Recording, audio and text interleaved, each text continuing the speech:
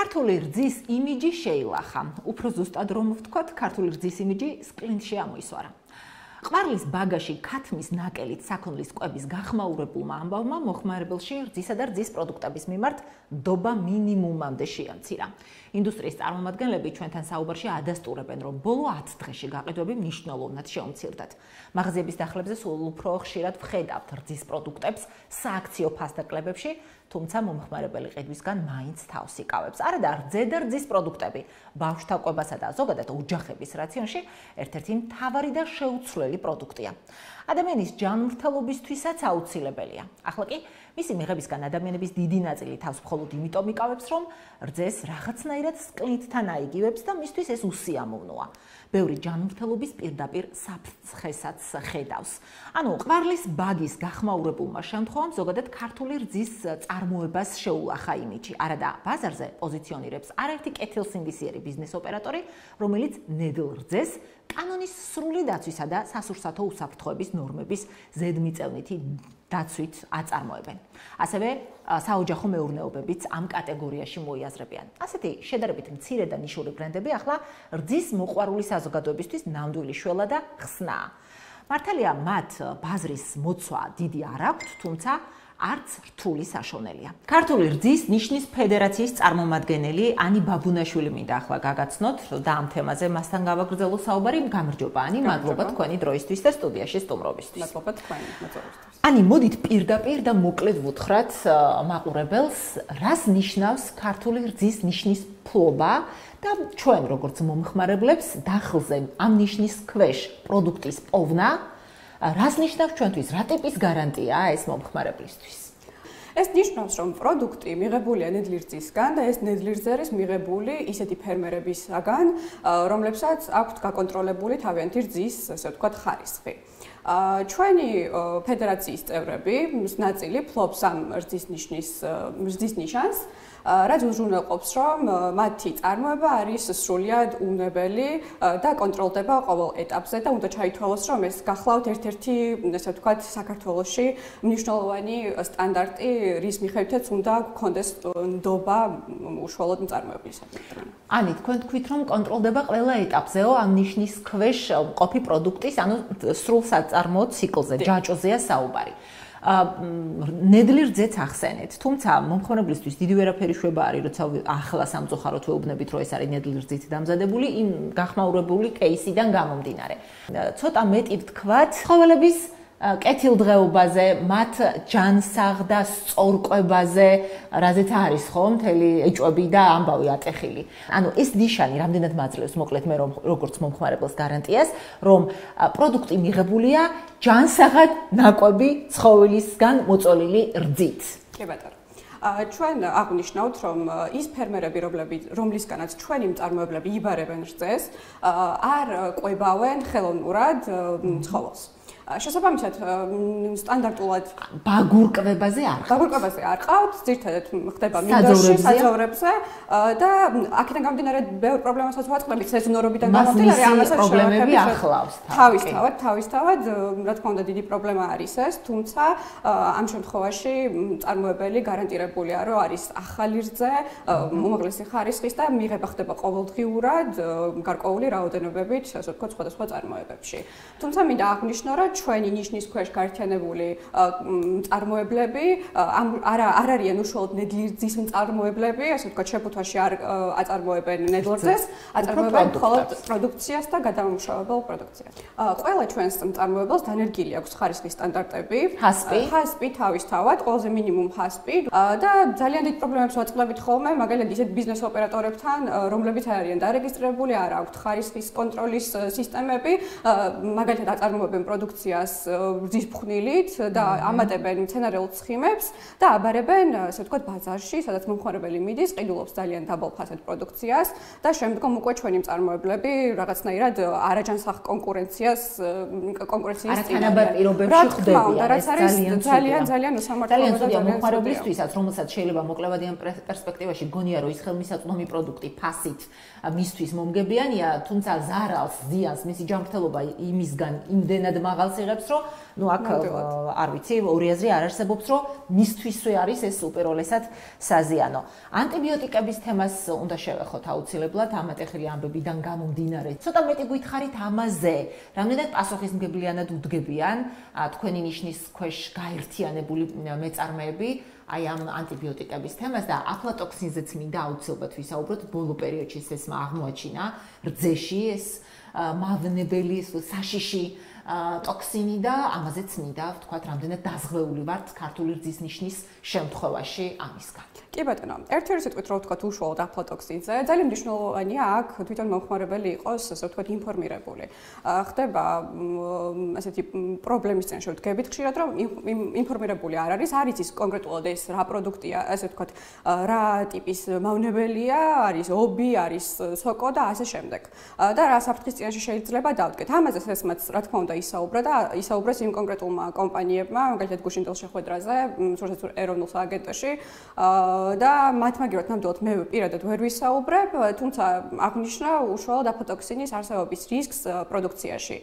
ეს რისკი მომდინარეობს ძირითადად მარცვლეულისგან, რომლითაც იკვებება საქონელი და ძირითადად ხდება, ასე ვთქვათ, საკვების არასწორი შენახვის შედეგად. რა თქმა უნდა, შესაძლებელია თვითონ ნედლეული იყოს მიღებული უშუალოდ, ასე ვთქვათ, საკვების მწარმოებელი საწარმოოში ისეთი ტიპის, რომელსაც ქონდა მაგალითად შედარებით მაღალი ტენი და ტენის დიდი ხნის შენახვის შედეგად ხდება უკვე ამ ტოქსინის წარმოქმნა. შესაძლებელია უშუალოდ ფურაჟში იყოს, ვთქვათ, მისი არსებობა აღმოჩენილი. რაც რა თქმა უნდა, საკვებში იდება მაღალხარისხიანი პროდუქტი, რომელიც არის აფლატოქსინის, ასე ვთქვათ, შემაკავებელი და მაგალითად, ვინც არის საკვების გადამამუშავებელი კომპანიები, ხშირად არ აქვთ, ვთქვათ, ბიუჯეტურად ხელმიუწვდომელია, რომ ეს, ასე ვთქვათ, მიკოტოქსინების ბაინდერები ეწოდება, მსგავსი პროდუქტი, რომელიც ჩადოს ამ პროდუქციაში და უზრუნველყოს, რომ თავი დაიცვას, იმიტომ რომ როგორც მოგეხსენებათ, აფლატოქსინის შემოწმებას რაღაც გარკვეული პროცესი სჭირდება და დაახლოებით 7 დღეს სჭირდება, რომ ანალიზის შედეგები მივიღოთ საქართველოში და საკმაოდ დიდი დრო არის, რომ უკვე წარმოებული პროდუქციამ შემდგომ გადავამოწმოთ და ვნახოთ არის თუ არა აფლატოქსინი შიგნით, ასე რომ აქედან გამომდინარე თავდაპირველი დაზღვევები, პირველი ჯაჭვი არის, რა თქმა უნდა, საკვები, რომელთაც საქონელი იკვებება. და გამომდინარე იქიდან, რომ ჩვენი ფერმერები, ვისაც ვისაუბრე, ანუ ჩვენი მწარმოებლები იმ ფერმერებისგან, ვისგანაც იღებენ, როგორც გითხარით, არ კვებავენ, ასე ვთქვათ, მსგავსი ტიპის საკვებით და ძირითადად საძოვრებზე ყავთ გაშვებული ცხოველი. ზოგადად ანტიბიოტიკებიც შეიძლება საკვებში დაემატოს, მით უმეტეს ვინც მშრალი ტიპის საკვებს, გრანულის ტიპის საკვებს ამატებენ, თუმცა ეს ყველაფერი კონტროლდება საქართველოში, ახლა პირადად მე რაც გამოცდილება მაქვს კონტროლდება და დოზირებაც განსაზღვრული არის უშუალოდ თქვა საკვებში რა რაოდენობით და რა ეტაპებზე, ასე ვთქვათ, ცხოველის ასაკის მიხედვით ჩაიდოს და გამოიყენოს ეს ანტიბიოტიკი. მოდი ცოტა მეტი ვთქვათ გადამუშავება და გადაზიდვაზეც, რომელიც არც თუ ისე ხელწამოსაკრავი რგოლი არის ამ მთლიან მიწოდების ჯაჭვში, ხომ ასეა? ანუ რაც არ უნდა კარგად ვაწარმოო მე ადგილზე, თუ ეს გადაზიდვა სწორად და მისი პირობებით და სტანდარტებით არ განვახორციელებ, დახლამდე ვერ მივა სრულფასოვანი პროდუქტი. აი ეს რამდენად აქვს თქვენს ბენეფიციარებს აწყობილი, ანუ რასაც ქვია ფერმიდან დახლამდე ჯაჭვი. ერთ-ერთი უმნიშვნელოვანესი პუნქტია, რა თქმა უნდა, ტრანსპორტირება პროდუქციის, რომელიც უნდა იყოს თერმულად, ასე ვთქვათ, უზრუნველყოფილი და სამაცივრე სისტემით უზრუნველყოფილი. ჩვენს ყველა წარმოებას, მცირე წარმოებებს აქვთ, რა თქმა უნდა, იმიტომ რომ აქვთ პასუხისმგებლობა, აქვთ როგორც გითხარით, ჰასპის სისტემები, რომლებიც რაც თავისთავად ითვალისწინებს როგორც შემავალი პროდუქციის კონტროლს, ასევე გამავალი პროდუქციის კონტროლს. რამდენი კომპანია ფლობს ქართული რძის ნიშანს ამ ეტაპზე და აი თქვენ თქვით, რომ ზოგი ახლა მუშაობს, რამდენად არის ინტერესი რომ ვიპოვონ ეს ნიშანი. მოკლედ, ჩვენ ზოგადად ფედერაციის წევრ დაახლოებით 50-მდე საწარმო არის თქვა გაერთიანებული ჩვენს ფედერაციაში და დაახლოებით 24 ფლობს ქართული რძის ნიშანს. და რა თქმა უნდა, ახლაც მიმდინარეობს მუშაობა და დანერგვა ამ ქართული რძის ნიშნის სხვადასხვა პატარა წარმოებებში. მსურვილი არის ნამდვილად ისინი გრძნობენ თქვა ფედერაციისგან დახმარებას და ასე ვთქვათ ქართული საზოგადოებისთვის ჯერ ასე ვთქვათ ვთქვათ, ასამაღლებელია ცნობადობა უფრო მეტად და ამაში ჩვენი, ესე ვთქვათ, წილიც არის ძალიან დიდი და ამაზეც მუშაობთ დღემდე. და რადგან შედარებით ნდობა მოიპოვოს უშუალოდ მწარმოებელმა ჩვენგან, თუმცა გამომდინარე იქიდან, რომ სხვა პროდუქტები, რომლებსაც უკვე მწარმოებლები, რომლებსაც უკვე აქვთ ნიშანი და აქვთ ნდობა მომხმარებლის, ესე ვთქვათ, პარალელურად სხვა მწარმოებლებსაც უნდათ რომ მსგავსი ნდობა მოიპოვონ და შესაბამისად სურთ რომ გქონდეთ მსგავსი ნიშანი. აი, სანამ ბოლოდაც ცოტა ისეთი შემაჯამებელ კითხვას დავსვამ, მანამდე არ შემიძლია არ გკითხოთ, ახლა რას ამბობენ თქვენი ბენეფიციარები, ესე ვთქვათ, თქვენი წევრები ამ გახმაურებული არც თუ ისე სასიამოვნო ფაქტის შედეგად რამდენად წუხან ისინი, რომ ზოგადად ინდუსტრია არის იმით შელახული, შეიძლება ასე ითქვას.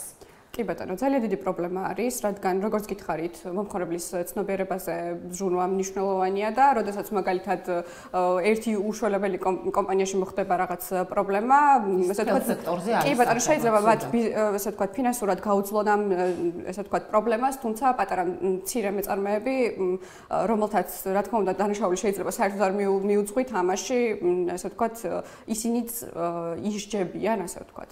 რაც ძალიან დიდ პრობლემას წარმოადგენს გუშინდელ შეხვედრაზეც მაგალითად ცესთან დაფიქსირდა მსგავსი პრობლემა და ჩვენი ასე ვთქვათ ფედერაციაში გაწევრიანებულმა წევრებმაც მწარმოებლებმაც დააფიქსირეს თავიანთი პრობლემა, რომ შეიძლება ჩვენ ვიზარალოთ ამ დიდი პრობლემის შედეგად. ამიტომ ასე ვთქვათ ძალიან მნიშვნელოვანი არის რომ შედარება მოხდეს და ბაზრის კვლევა მოხდეს და უშუალოდ შემოწმება მოხდეს ისეთი პროდუქციის, რომელიც ასე ვთქვათ არ აკმაყოფილებს სტანდარტებს და შედარების შედეგად უკვე წინ იქნება წამოწეული თუნდაც ქართული ერთის ნიშნის მქონე ფედერაციაში ასე ვთქვათ გაწევრიანებული საწარმოების მაღალი ხარისხი. კი ბატონო და ბოლო კითხვა, ყველაზე მთავარი გამოწვევა ინდუსტრიაში, მერძევეობაში ამ ეტაპისთვის რა არის? ყველაზე პირველ ესე ვთქვათ, მწვავე პრობლემად აღინიშნება, როგორც თქვით, დავახსენეთ, ღვთისმხვილით წარმოებული პროდუქციის, ესე ვთქვათ, წარმოება, რომელსაც არა რეგისტრირებული წარმოებები მაგალითად ამზადებენ. ჩვენ არანაირ წინააღმდეგობაში არ შევდივართ უშუალოდ რძის ფხვნილით აღდგენილი პროდუქციის წარმოებასთან, ამასაც თავისი მომხმარებელი ყავს, თუმცა გამომდინარე იქიდან, რომ მათი აღდგენა ხდება მცენარეული ცხიმები და არა ცხოველური, თან მომხმარებელობდნენ მიდის ის პროდუქცია, რომელიც მას არც სურს. და სამწუხაროდაც ნაკლებად იციან სამწუხაროდ. სეზონურობაზე, ნედლი რძის სეზონურობაზე რას გვეტყვით? ასთან დაკავშირებითაც 2 სიტყვა ვთქვათ ალბათ. კი ბატონო. მოგეხსენებათ საქართველოში, ასე ვთქვათ, ნედლი რძით უზრუნველყოფა, ვთქვათ, საქართველოს ბაზრის ძალიან რთულია, გამომდინარე იქიდან, რომ რძის წარმოება არ არის უმაღლესი ხარისხის, უბრალოდ დიდი რაოდენობით მასშტაბური და საქართველოს თავის არჩენად მოკლედ სჭირდება, რომ იმპორტირებული რძა შემოიტანოს. თუმცა ჩვენი ფერმერები, რომლებიც ძალიან დიდი რაოდენობით არ გადაამუშავებენ რძეს და სრულად, ასე ვთქვათ, ყოფნით სეზონზე, როდესაც არის პროდუქცია ხელმისაწვდომი, ეს ფერმერებისგან ჩაბარებული რძე, სამწუხაროდ არასეზონურ პირობებში არ არის საკმარისი და დამატებითი ხდება, მოკლედ უკეთესი, ვთქვათ, ფერმების მოძიება და ამ შემთხვევაში მოკლედ დიდ პრობლემას წარმოადგენს, რადგან ფასზე აისახება ეს ყველაფერი. წარმოება არის შედარებით, ესე ვთქვათ, მცირე რაოდენობის და რა თქმა უნდა, თავი რო ისჩინოს მწარმოებელმა, უწევს რომ ფასები გაზარდოს და იყოს კიდევ უფრო, ესე ვთქვათ, მაღალი ფასით, ვიდრე ვთქვათ ის მწარმოებლები, რომლებიც რძის ფხვნილით აკეთებენ პროდუქციას. ანუ აქ უკვე ნამდვილად არაჯანსაღი კონკურენცია არის და ეს ძალიან დიდ პრობლემას წარმოადგენს. აქ ჩართული უნდა იყოს და დარწმუნებულია, რომ იქნება და დაგვეხმარებიან, ასე ვთქვათ, სახელმწიფო სექტორებიც და უფრო მეტად მოხდება, ვთქვათ, იქნება ეს ჰორეკა სექტორი თუ აგრობაზრები, სადაც ნაკლებად კონტროლდება ხარისხი და რა თქმა უნდა პროდუქცია არ არის ეტიკეტირებული, რაც ერთ-ერთი უმნიშვნელოვანესი ფაქტორი არის რძის პროდუქტების შემთხვევაში, რომ ეტიკეტი უნდა ჰქონდეს პროდუქტს, ყოველ შემთხვევაში სერტიფიცირება მაინც უნდა ჰქონდეს, რომ მომხმარებელს აჩვენო რას ყიდულობს.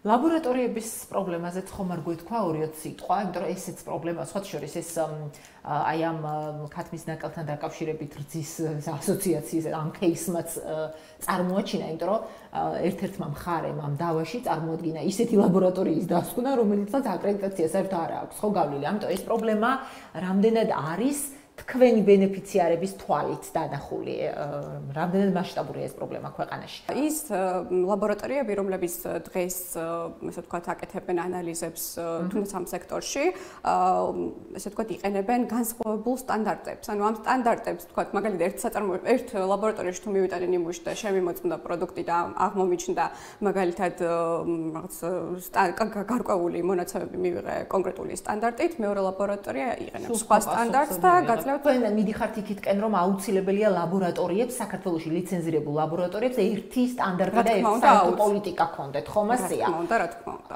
და ამაზე თუ ანუ შესაბამის უწყებებთან თქვენ როგორც ფედერაციის წარმომადგენლობას თუ გისაუბრიათ სახელმწიფო უწყებებთან ამ პრობლემას? ისინი ინფორმირებული არიან ამ საკითხთან დაკავშირებით და რა თქმა უნდა იწყებენ მუშაობას და განიხილავენ, რადგან ძალიან კრიტიკულია და მნიშვნელოვანია არა მხოლოდ ის პროდუქტებისთვის, არამედ სხვა სურსათის სექტორებზეც არის სხვა შორის. ამ პრობლემები. დიდი მადლობა, ანი, იმედია მეწარმე თავის წილ პასუხისმგებლობას მართლაც პასუხისმგებლობით შეასრულებს, ზედმიწევნით შეასრულებს, სახელმწიფო თავის მაკონტროლებლის როლსაც წარმატებით გაართმევს თავს ამ როლის შესრულებას და მომხმარებელსაც არ გაუჭირდება სწორი არჩევანის გაკეთება, ვისაც რძის პროდუქტები უყვარს და ამ გახმაურებული кейსის გამო ბოლო პერიოდში თავს იკავებს ყიდვისგან. მგონია რომ მათ ახლა კარგი ინფორმაცია აღმოაჩინეს. მაყურებელს კი ვუსურვებ ჯანმრთელობას და უსაფრთხოებას კვებიდან დაწყებული, ანუ გარანტირებულ სასურსათო უსაფრთხოებას, ასევე უსაფრთხოებას ყოფით დონეზე. ამით აგროსიახლეები დასრულებულია. ყველაფერზე რაც ეხება აგროს და გარემოს, გიყვებით ჩვენ და არავინ ჩვენსავით ამომწურავად. რეგულარულად გთავაზობთ მასალებს სტატიების, აუდიოს და ვიდეოების სახით ჩვენს Facebook გვერდზე აგროსიახლეები, მოიწონეთ და გამოიწერეთ ჩვენი სოციალური ქსელი, მოგდებნეთ და გახდით ჩვენი მიმდევრები Instagram-ზეც და გამოგიწერეთ YouTube-ზეც. მოკლედ, ძალიან აქტიურები ვართ ონლაინ და ინტერაქციულები თქვენთან, საზოგადოებასთან, მაყურებელთან. შეგიძლიათ შემოგთავაზოთ თქვენთვის საინტერესო და აქტუალური თემებიც.